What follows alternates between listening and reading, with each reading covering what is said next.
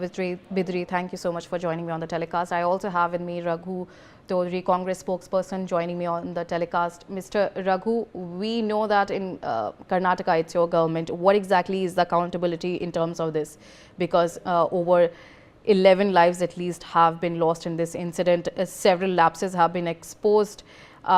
What exactly, because this is not the first time that this has happened in terms of the bus road tragedies. What exactly, because we need something more than condolences. Riya, first of all, so it's an unfortunate incident happened, and I pray for the families and those who deceased in this tragic accident. And unfortunately, I think it is not a blame game what we need to do on the government on one and other.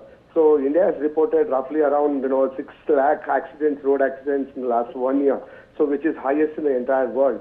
I think there is some system we need to, some mechanism we need to bring in to this the transportation system.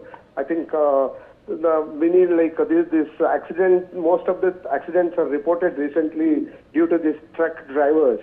I think we need to have some assessment done on them, and we need to do some in detail analysis about these truck drivers accident, whether they're mentally just because of their driving so long without any rest.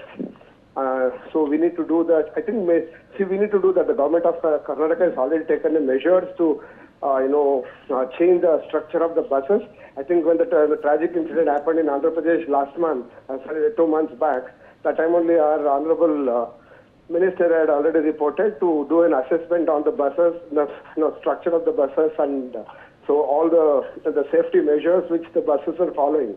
It is not just the buses. I think the current incident, what happened in Karnataka, that is Hiriyur, Bangalore-Mumbai highway, that the truck driver crashed over to the other opposite direction and hit. So that is when the bus toppled. So any accident which any bus or any other vehicle topples automatically due to the fuel, so it gets fired.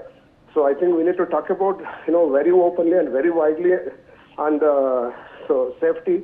So where the highways don't have a safety areas, or we call them as a rest areas, where in the Western countries have every 60 kilometers we have a rest area where truck drivers and others can rest for some time and sleep for some time and then move on. But unfortunately, the current highways of India don't have that.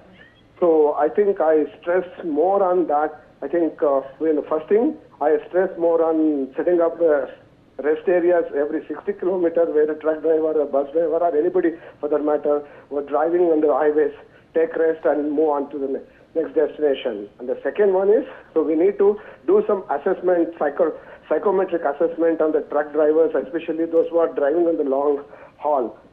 So these are the two suggestions. But the government will take the responsibility of doing this investigation, thorough investigation on this. Whoever is guilty will bring them under the law. But this is a tragic incident. That too on a Christmas. Also, those who really wanted to celebrate this festival. So unfortunate. All right, Mr. Raghu, thank you so much for joining me on the telecast. We have